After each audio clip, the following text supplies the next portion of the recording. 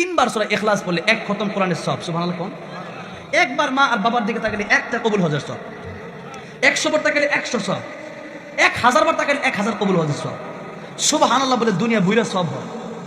তাহলে এই যে এত ফজিলত, এই যে এত আমলের কথা বলতেছি, এরপর যদি আমল না করেন তাহলে কি নিয়ে যাওয়া যাবে?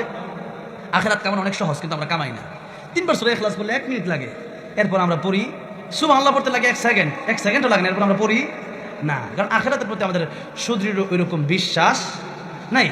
তো যে কথা বলছিলাম, কিয়ামতের ময়দানে দেখা যাবে এমন একজন বলবে আমি 3 কাঠা 5 কাঠা 10 কাঠা জমি পাই, বলতে বলতে বলতে বলতে তখন অনেক লোক হয়ে যাবে। তখন আল্লাহ নবী বলেন, আল্লাহ বলবেন যে তুমি তোমার ন্যাক আমল তার দিয়ে দাও।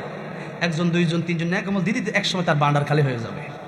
তখন আরো কিছু লোক আসবে যে আল্লাহ আমার হক মারছে কেমনে, যে আমার বিরুদ্ধে গীবত করছে। গীবত করা, আমার চরিত্র নিয়ে আমাকে নিয়ে আঘাত করা, একজন ব্যক্তি একজন মানুষকে কষ্ট দেওয়া, এই কষ্টটা সে আমাকে দিয়েছে। আয় আল্লাহ আমার নামে গীবত করার কারণে এটা আমার হক নষ্ট করেছে, এই জন্য আজকে আমি তার বদলা চাই। তখন কি হবে? তখন আল্লাহ বলবেন তোমার যার বিরুদ্ধে গীবত করা হয়েছে তোমার গুনাহগুলো তারে দিয়ে দাও। নেক আমল থাকলে তো দিবে, আর নেক আমল যদি না থাকে তখন আল্লাহর পক্ষ থেকে সওয়াব দেওয়া হবে আর গুনাহগুলি তাকে দিয়ে দেওয়া হবে। যখন গুনাহগুলি দেওয়া হবে তখন মনে করেন যে একজন নামাজ না পড়া করে জাহান্নামে যাবে। এখন তার এই জাহান্নামের বোঝাটা যে ব্যক্তি গীবত করলো তার নিয়ে পরে জাহান্নামে যাওয়া লাগবে। ইমাম সুফিয়ান সাউরি রাহমাতুল্লাহ বলেন, খাদেম শোনো, 2টা লাভ, তার সব নেক আমল যা করে সব আমার কাছে আসে, আর আমার যা গুনাহ আছে সব তার কাছে যায়। কিয়ামতের ময়দানে আমার গুনাহ তারে দিয়ে আমি যাব জান্নাতে, কিয়ামতের ময়দানে আমার গুনাহ আমার বিরুদ্ধে গীবত করার কারণে আমার গুনাহ নিয়ে সে যাবে জাহান্নামে, আর তার নেক আমল নিয়ে আমি যাব জান্নাতে। তাহলে কিয়ামতের ময়দানে মা বাবাও একটা নেকি দিবে না, আর যে ব্যক্তি আমার বিরুদ্ধে গীবত করলো, আমার বিরুদ্ধে দোকানে দোকানে বৈশা বিভিন্ন মিটিংয়ে বিভিন্ন সিস্টেমে সমালোচনা করলো আমার ছোটখাটো করার জন্য, সেই ব্যক্তি কিয়ামতের ময়দানে তার নেক আমল আমার দিয়া আমার গুনাহ তাকে নিয়ে জাহান্নামে সে যাবে, আর আমি জান্নাতে যাব। তাহলে আমার বিরুদ্ধে গীবত করলে এত উত্তর আমার দেওয়া দরকার, এত টেনশন করা দরকার নেই। আর আমি খুশি হব প্রয়োজনে কেউ যদি আপনার বিরুদ্ধে গীবত করে সমালোচনা করে তাকে আপনি একটা চা খাওয়াইবেন, পারলে সিঙ্গারা পারলে বিরিয়ানি। কথাটা বোঝেন নাই? কেন খাওয়াবেন? কারণ খাওয়াইলেই তো সে ব্যক্তি চিন্তা করবে কেন আমার কয় কেন, তখন বুঝবেন আরে আর গীবত করা যাবে তো লাভ হচ্ছে, আমার ক্ষতি হচ্ছে। বাস্তবে আল কাইসু মান দানা নাফসাহু ওয়া আমিলা লিমা বা'দাল মাউত, প্রকৃত জ্ঞানী যদি হয়, আর জ্ঞানী না হলে তাকে নিয়ে কোনো কথা নাই, সে তো এইভাবে জাহান্নামের পথে হাঁটছে। সেজন্য আমরা গীবত থেকে আল্লাহ আমাদেরকে হেফাজত করেন, আমিন। 4 নাম্বার কথা, জাহান্নামীরা জাহান্নামে গীবত করার পরে আরেকটা কথা বাকি আছে না, ওই কথাটা হচ্ছে ওয়া কুন্না নুকাযযিবু বিয়াউমিদ্দিন। একটা হচ্ছে কিয়ামতকে ডাইরেক্ট অস্বীকার করা, আরেকটা হচ্ছে যে মানুষ কথার কথা কেউ যদি বলে যে ভাই আপনার কাছে আমি 5,000 টাকা পাই, আপনি আমাকে দিয়ে দেন ভাই, তখন নেওয়ার সময় দেখবেন অনেক লোক টাকা ধার নেওয়ার সময় খুব কাকতি মিনতি করে নেয়। এটা নিয়ে অনেক ফজিলতপূর্ণ আলোচনা আছে। সবচেয়ে বড় আয়াতটা শুধু লেনদেন নিয়ে, ইয়া আইয়ুহাল্লাযীনা আমানু ইযা তাদায়ানতুম বিদাইনিন ইলা আজালিন মুসাম্মান ফাকতুবু, একবারে আল্লাহু লিকুল্লি শাইইন, একটা পৃষ্ঠা শুধু লেনদেন নিয়ে আলোচনা করেন সূরা বাকারায়। কিন্তু কথা হচ্ছে যে যখন টাকাটা চাইতে যায় পাওনাদার যিনি, চাইতে গেলে কয় তোমার টাকাকে মেরে দিছি, আমি কি মরে গেছি, অনেক সময় ধমক দেয়, যেরকম ঠিক না বেঠিক, এমন অনেক সময় হয় নাম্বারটা ব্ল্যাক লিস্টে ফালায়াত হয়ে দেয়। এরপর দেখা গেছে অনেক সময় যোগাযোগ বিচ্ছিন্ন করে দেয়, আপনি রাস্তা গেলে সে অন্য রাস্তা দিয়ে চলে যায়, কেন ওই যে 5,000 টাকা দিতে হবে।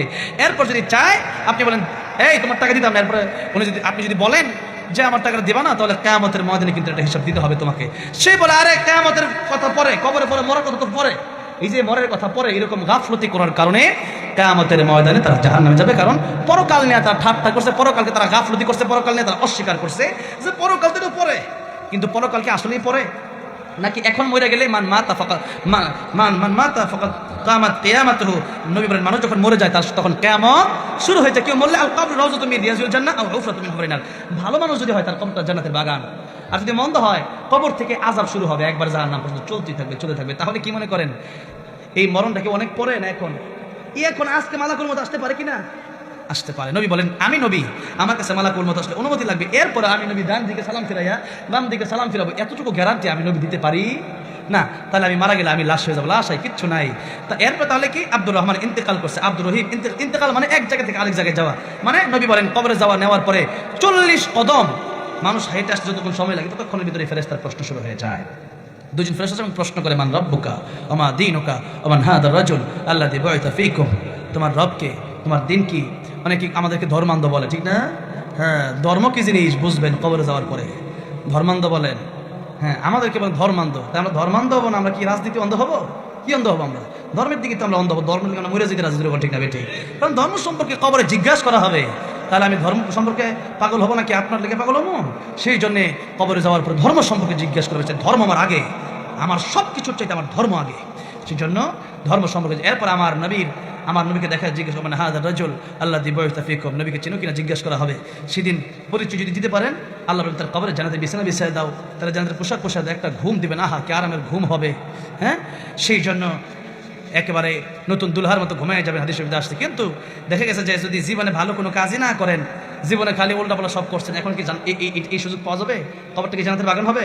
হুফরাতুম মিন হুফারিন নার, কবরটা জাহান্নামের গর্ত হয়ে যাবে। তাই মৃত্যুর প্রস্তুতি আরো 10 দিন 20 দিন 1 মাস বিয়ের পরে, রমজান মাস আসলে নয়, বরং এখন থেকে নিতে হবে। তওবা এখনই করতে হবে। যেদিন পশ্চিম দিকে সূর্য উঠে যাবে আর তওবা কবুল হবে না, যেদিন নাকি আমার আপনার মৃত্যুর গড়গড়া শুরু হয়ে যাবে আর তওবা কবুল হবে না। তাই মৃত্যুর যন্ত্রণা শুরু হওয়ার আগেই তওবা করা লাগবে, এখনই তওবা করে ভালো হয়ে যেতে হবে। পশ্চিম দিকে সূর্য ওঠার আগেই, এখনো পশ্চিম দিকে সূর্য উঠে নাই, কিয়ামত উঠবে, এটা যে কোনো সময় উঠতে পারে। এই জন্য যে উঠে নাই, যেহেতু এখনো সময় আছে, এখন তওবা করতে হবে, না করলে উপায় নাই। পরকালে সব কিছুর বদলা আমাদেরকে আল্লাহ দিবেন। যেমন করবো, ফামান ইয়ামাল মিসকালা যারাতিন খায়রান ইয়ারা ওয়া মান ইয়ামাল মিসকালা যারাতিন শাররান ইয়ারা, ভালো করলে সেটাও আল্লাহ দিয়ে দিবে।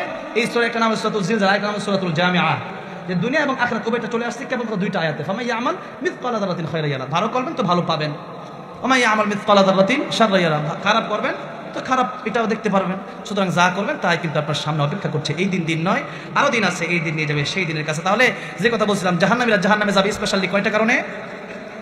4টা কারণে। অনেক কারণে যাবে, কিন্তু এর মধ্যে এখানে আল্লাহ উল্লেখ করেন 4টা। 1 নাম্বার কি না পড়ার কারণে? বলেন, নামাজ পড়বেন তো ইনশাআল্লাহ। নামাজ নবীজি জীবনের শেষ কথা বলে গিয়েছিলেন, নামাজ। এরপরে 2 নম্বরে হচ্ছে এতিম মিসকিন অনাথ গরিব, তাদেরকে খাবার না দেওয়ার কারণে জাহান্নামে যেতে হবে। 3 নম্বরে গীবত তুহমত, মানুষের বিরুদ্ধে সমালোচনা করার কারণে, চুগলখড়ি করার কারণে জাহান্নামে যেতে হবে। 4 নম্বরে কিয়ামতের ময়দানকে অস্বীকার অথবা কিয়ামতের পরকাল নিয়ে গাফলতি করার কারণে জাহান্নামে যেতে হবে। আল্লাহ আমাদেরকে এই 4 কাজ থেকে, এই 4 কাজ 4টা আয়াত অনুযায়ী আমাদেরকে আমল করার তৌফিক দান করুন। আমিন।